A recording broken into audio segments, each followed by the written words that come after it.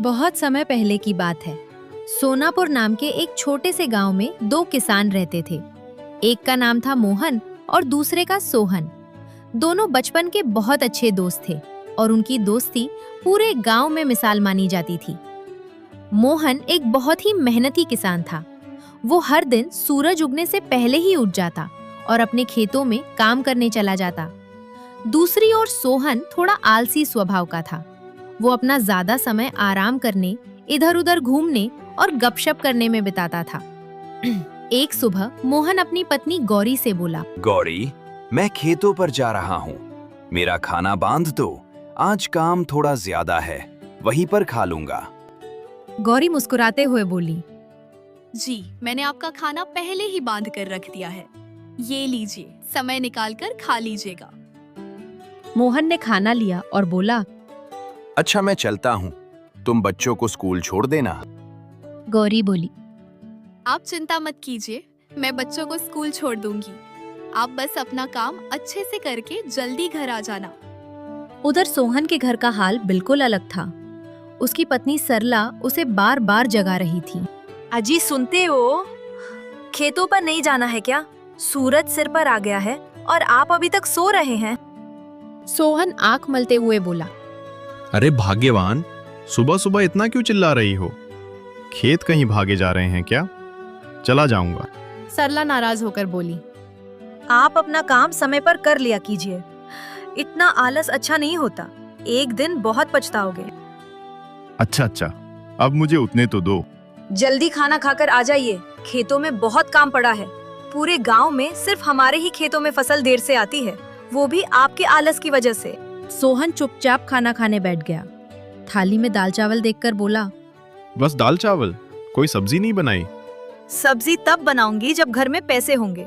पिछली फसल के जो पैसे मिले थे वो भी लगभग खत्म हो गए हैं। अगर सब्जी खानी है तो जल्दी अच्छी फसल उगाइए। सोहन बड़बड़ाया। ठीक है, दाल चावल ही खा लेता हूँ। उधर खेत में मोहन सुबह से कड़ी मेहनत कर रहा था।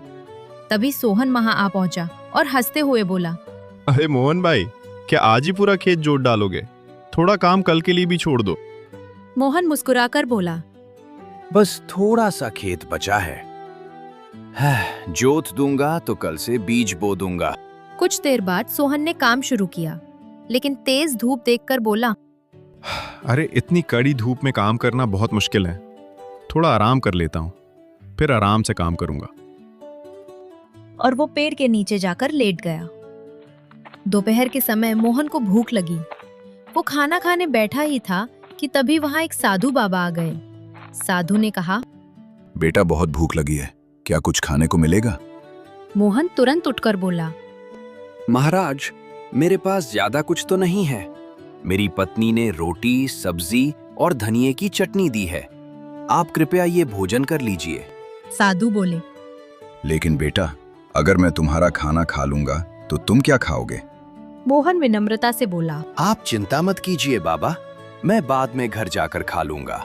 तभी सोहन भी वहां आ गया। दोनों ने मिलकर साधु बाबा को आसन दिया और आदर से खाना खिलाया। खाना खाने के बाद साधु बाबा बहुत प्रसन्न हुए और बोले, बेटा, तुम दोनों ने मेरी भूख मिटाकर बहुत बड़ा पुण्य किया है। मैं तुम्हें आशीर्वाद देता हूँ कि तुम्हारी फसल अच्छी हो और तुम्हारे घर में सुख शांति बनी रहे। फिर उन्होंने अपनी झोली से कुछ छोटे छोटे बीज निकाले और दोनों को देते हुए बोले, ये साधारण बीज नहीं हैं, ये जादुई बीज हैं। इन्हें अपने खेतों में बो देना। ये तुम्हें वही देंगे जिसकी तुम सबसे ज्यादा इच्छा करते हो। मोहन ने सम्मान से बीज लेते हुए कहा, धन्यवाद महाराज, मैं इनकी अच्छी तरह देखभाल करूंगा और रोज पानी दूंगा। लेकिन सोहन हंसते हुए बोला, अगर ये जादुई बीज हैं, तो फिर हमें मेहनत करने की क्या जरूरत है? साधु बाबा मुस्कुराए और बोले, बेटा, जादू भी उसी के साथ होता है जो मेहनत करता है। और ये बात हमेशा याद रखना बेटा, जादू उसी के लिए काम करता है जो उसकी कदर करता है। इन बीजों में बहुत शक्ति है, लेकिन अगर तुम इन्हें सही देखभाल नहीं दोगे तो तुम्हें इनसे कुछ भी नहीं मिलेगा। हर दिन इन्हें प्यार और मेहनत से सींचना, तभी ये तुम्हें अच्छा फल देंगे। मोहन और सोहन दोनों ने हाथ जोड़कर कहा, जी महाराज, हम आपकी बात अच्छी तरह समझ गए हैं। हम इन बीजों की पूरी देखभाल करेंगे। साधु बाबा मुस्कुराए और बोले, अच्छा बेटा, अब मैं यहाँ से प्रस्थान करता हूँ। ईश्वर तुम्हारा भला करे। इतना कहकर साधु बाबा वहां से चले गए। साधु बाबा से जादुई बीज मिलने के बाद मोहन और सोहन घर लौट रहे थे। रास्ते में दोनों आपस में बात करने लगे। मोहन बोला, सोहन, ये जादुई बीज बहुत अनमोल हैं। साधु महाराज ने कहा है कि अगर हम इन्हें प्यार और मेहनत से सींचेंगे तो ये हमें बहुत कुछ देंगे। मैं तो कल ही इन्हें अपने खेत में बो दूंगा। सोहन हंसते हुए बोला, अरे भाई, जब बीज जादुई हैं तो इतनी मेहनत करने की क्या जरूरत है? मुझे नहीं लगता रोज पानी देने से कोई खास फर्क पड़ेगा। ये तो अपने आप ही उग जाएंगे और फल देंगे। मोहन गंभीर होकर बोला, सोहन, साधु महाराज ने साफ साफ कहा था कि प्यार और मेहनत के बिना कुछ नहीं मिलेगा। मैं कोई जोखिम नहीं लेना चाहता। मैं तो इन बीजों की अच्छी तरह देखभाल करूंगा। कुछ देर बाद दोनों अपने अपने घर पहुंच गए। घर पहुंचकर मोहन ने सारी बात अपनी पत्नी गौरी को बताई। गौरी खुशी से बोली, ये तो बहुत अच्छी बात है। भगवान की कृपा है जो आपको ऐसे साधु बाबा मिले। हाँ गौरी, उनकी आंखों में एक अलग ही तेज था। जैसे उन्होंने कहा है, मैं वैसे ही करूंगा। मैं इन बीजों की खूब सेवा करूंगा। गौरी मुस्कुराकर बोली, तो फिर देर किस बात की? कल सुबह ही जाकर इन्हें खेत में बो दीजिए। उधर सोहन ने भी अपनी पत्नी सरला को सारी बात बताई। सरला उत्साहित होकर बोली, वाह, अगर ये जादुई बीज है तो अब हमारी किस्मत बदल जाएगी। आप कल सुबह ही इन्हें खेत में बो दीजिए। सोहन बोला, हाँ हाँ, बो दूंगा। बीज कहीं भागे तो नहीं जा रहे? अगले दिन दोनों ने अपने अपने खेतों में बीज बो दिए। मोहन बोला, अगर मैं इन बीजों की अच्छी तरह देखभाल करूंगा तो जरूर अच्छा फल मिलेगा। उधर सोहन ने भी बीज तो बो दिए, लेकिन उसने ठीक से पानी भी नहीं दिया। शाम को उसकी पत्नी ने पूछा, आपने बीज बो दिए ना, और पानी भी दे दिया? बीज तो बो दिए, लेकिन पानी नहीं दे पाया। बहुत समय लग गया। कल दे दूंगा। सरला चिंतित होकर बोली, लेकिन साधु बाबा ने कहा था कि रोज इन्हें प्यार और मेहनत से सींचना होगा। अरे तुम बेकार में चिंता करती हो। ये जादुई बीज हैं, कुछ नहीं होगा। दूसरी तरफ मोहन हर दिन सुबह सुबह खेत में जाता, बीजों को पानी देता, घास साफ करता और पूरे मन से उनकी देखभाल करता। वो अपने पौधों को ऐसे सींचता था जैसे कोई अपने बच्चे की देखभाल करता है। उधर सोहन कभी कभी ही खेत में जाता। उसे भरोसा था कि जादुई बीज अपने आप ही फल देंगे। कुछ समय बाद एक दिन मोहन जब अपने खेत पहुंचा तो वो ये देखकर खुशी से झूम उठा। उसके खेत में हरी भरी बैंगन की फसल लहलहा रही थी।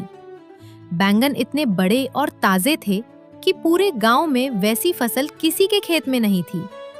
मोहन खुशी खुशी घर पहुंचा और बोला, गौरी, हमारे खेत में बहुत ही शानदार बैंगन की फसल आई है। गौरी खुशी से बोली, सच में? चलिए अभी चलकर देखते हैं। दोनों खेत पहुंचे और बड़े बड़े बैंगन देखकर बहुत खुश हुए। ये तो बहुत ही शानदार फसल है।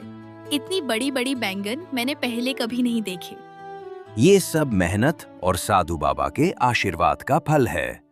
गौरी बैंगनों को देखकर हैरान होकर बोली, इतने बड़े बैंगन तो मैंने आज तक नहीं देखे। और देखिए, ये कितने सुंदर भी लग रहे हैं। चलिए इन्हें जल्दी से तोड़ लेते हैं, फिर आप इन्हें बाजार में बेच आइए। दोनों मिलकर बैंगन तोड़ने लगे। देखते ही देखते उनकी टोकरी बड़े बड़े बैंगनों से भर गई। लेकिन तभी गौरी ने एक अजीब बात देखी। वो हैरानी से बोली, मोहन जी, जरा इधर देखिए। अभी हमने यहाँ से इतने सारे बैंगन तोड़े थे, लेकिन देखिए यहाँ फिर से नए बैंगन उगाए हैं। मोहन भी यह देखकर चौंक गया। वह बोला, अरे सच में? लगता है साधु महाराज ने हमें सच में जादुई बीज दिए थे। इनकी फसल तो खत्म ही नहीं हो रही। गौरी खुशी से बोली, हाँ जी, अब तो हमारा भाग्य ही बदल गया। अगर हम रोज ऐसे ही बैंगन तोड़ेंगे और बाजार में बेचेंगे तो हमें बहुत सारे पैसे मिलेंगे। दोनों बहुत खुश हो गए। उधर दूसरी तरफ सोहन के खेत का हाल बिल्कुल अलग था। उसके खेत में सिर्फ छोटे छोटे पौधे उगे थे, लेकिन उनमें एक भी फल नहीं लगा था। जब सोहन अपने खेत में पहुंचा और ये देखा तो वो परेशान हो गया। वो गुस्से में बोला, अरे, ये कैसे हो सकता है? साधु ने तो कहा था कि ये जादुई बीज हैं। फिर इनमें फल क्यों नहीं आए? वो बड़बड़ाने लगा। लगता है उस साधु ने हमें धोखा दिया। उसने झूठ बोला कि ये जादुई बीज हैं। तभी उसकी नजर मोहन के खेत पर पड़ी। मोहन का खेत बड़े बड़े बैंगनों से भरा हुआ था। ये देखकर सोहन तुरंत मोहन के पास गया और बोला, अरे मोहन, तुम्हारी फसल इतनी शानदार कैसे हो गई? लगता है साधु महाराज ने मुझे नकली बीज दिए और तुम्हें असली जादुई बीज।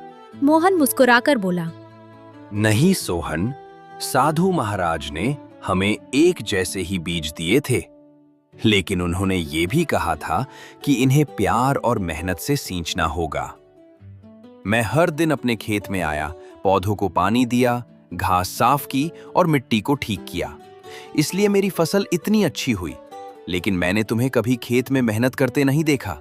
शायद इसी वजह से तुम्हारे खेत में फल नहीं आए।